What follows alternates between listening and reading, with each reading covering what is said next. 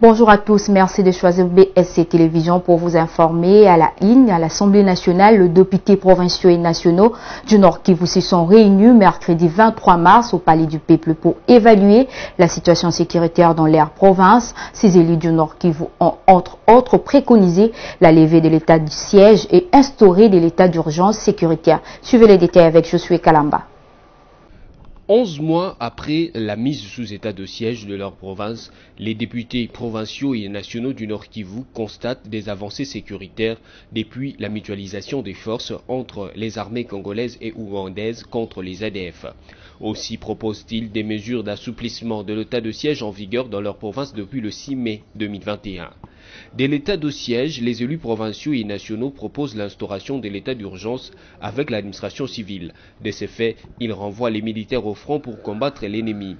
Ils ont fait cette proposition mercredi 23 mars au Palais du Peuple à l'occasion d'une réunion d'évaluation sécuritaire et administrative de cette province. Nous remercions tout d'abord nos collègues du caucus des députés nationaux qui ont organisé cette rencontre d'échange sur la situation que prévaut dans la province Nord Kivu. Comme vous le savez, la province Nord Kivu est en proie d'insécurité totale et il a fallu à ce qu'on échange, nous, en tant qu'élus du peuple, pour voir ce qui marche, ce qui ne marche pas, et quelles sont les propositions que nous pourrons donner aux autorités pour que notre population recouvre la paix et la quiétude. C'est à cela que nous avons échangé sur la situation sécuritaire, mais aussi sur l'état de siège, et sur la mutualisation de forces, la gouvernance en général. Par contre, ils demandent au chef de l'État d'abroger l'état de siège qui, à leurs yeux, a montré ses limites et qu'il instaure plutôt un état d'urgence sécuritaire. À en croire l'élu de Lubero, le nombre d'égorgements est aujourd'hui estimé à plus de 1000% qu'avant l'état de siège, sans compter des villages brûlés et près de 56 000 familles déplacées en Ouganda. L'Assemblée provinciale du Nord Kivu a toujours sollicité à ce qu'il y ait une mutation de l'état de siège vers l'état d'urgence sécuritaire pour assouplir les opérations.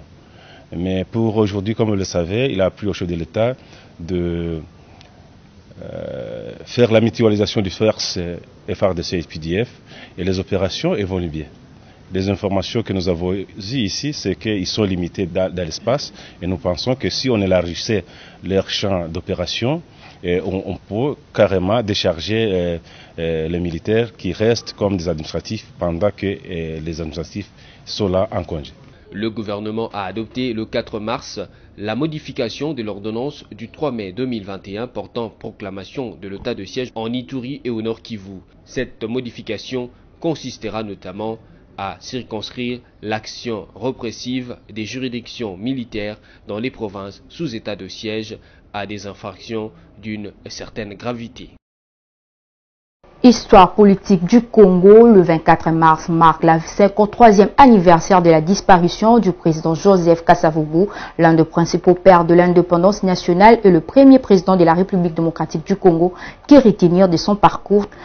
En bref, le réseau des associations de professeurs des universités et instituts supérieurs du Congo, RAPUCO, annonce qu'il relance la grève sèche et générale à partir de jeudi 24 mars sur toute l'étendue du territoire de la République démocratique du Congo. Dans un communiqué publié la veille dans la soirée, le professeur indique que la grève ne sera suspendue qu'après l'issue heureuse des travaux de la commission paritaire. Ces communiqués renseignent que la grève sèche et générale sera effective dans tous les établissements d'enseignement supérieur et universitaire public en RDC.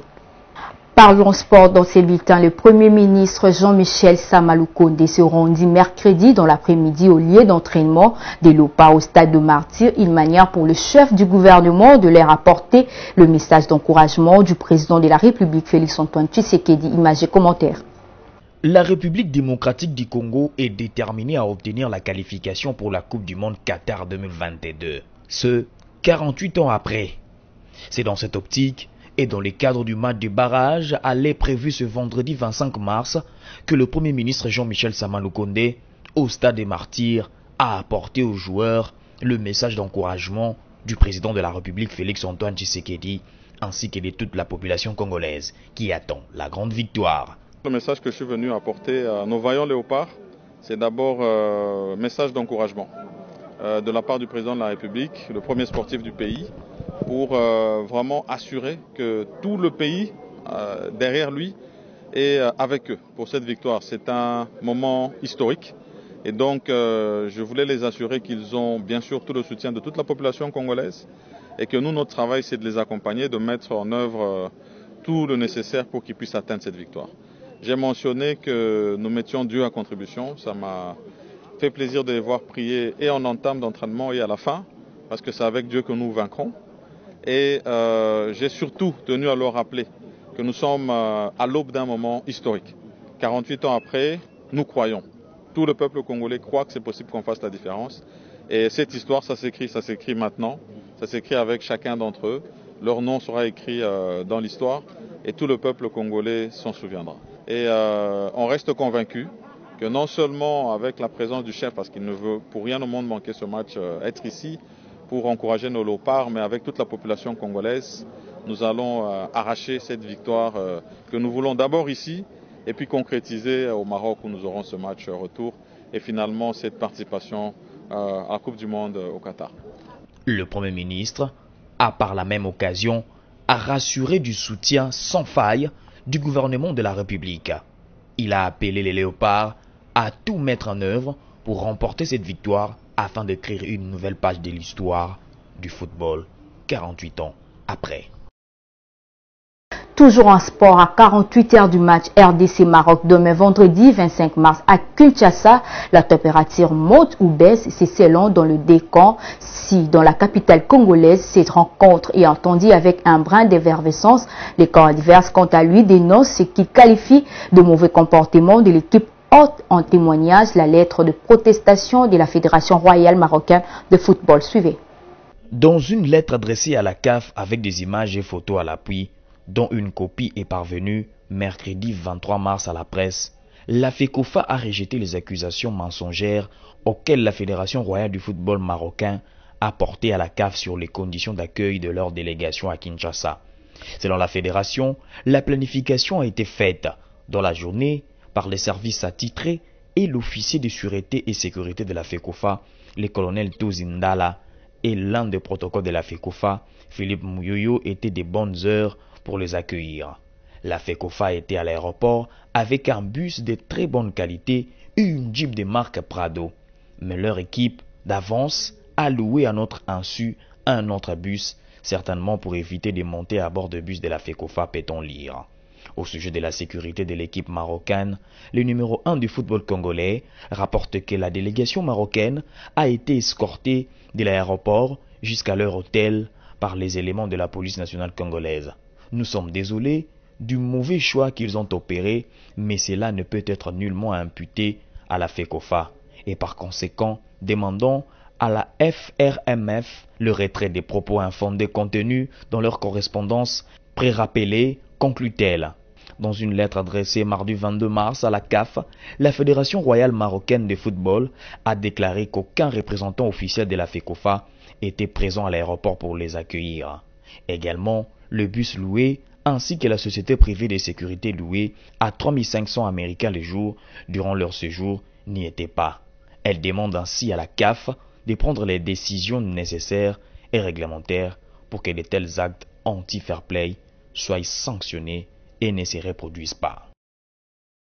Les sociétaires du club suisse Young Boys rejoignent les léopards de la RDC dans la double confrontation face au Maroc comptant pour le barrage du mondial Qatar 2022, mais il ne pourra pas jouer les matchs de la manche aller prévus pour le vendredi.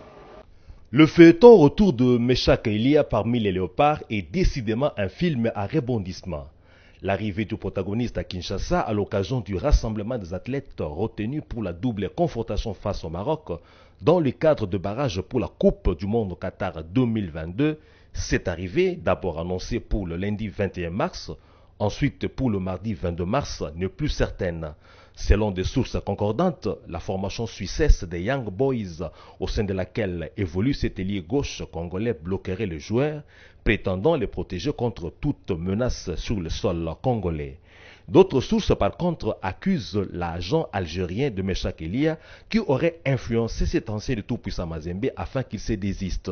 L'on notera qu'après l'échec des démarches de la FECOFA pour permettre à Meshak Elia de revenir jouer dans les girons de la sélection nationale, le public sportif congolais avait mis la croix sur l'apport que ses meilleurs joueurs du CHAN Rwanda 2016 pourraient apporter aux Léopards qui, à l'heure actuelle, manquent d'ailier gauche type en forme. Les sportifs congolais se sont mis à reparler de lui quand lui-même, à travers les réseaux sociaux, a notifié sa disponibilité de jouer dans la sélection nationale, lançant la balle dans le camp de la FECOFA qui, du reste, répondra favorablement en lui adressant une invitation.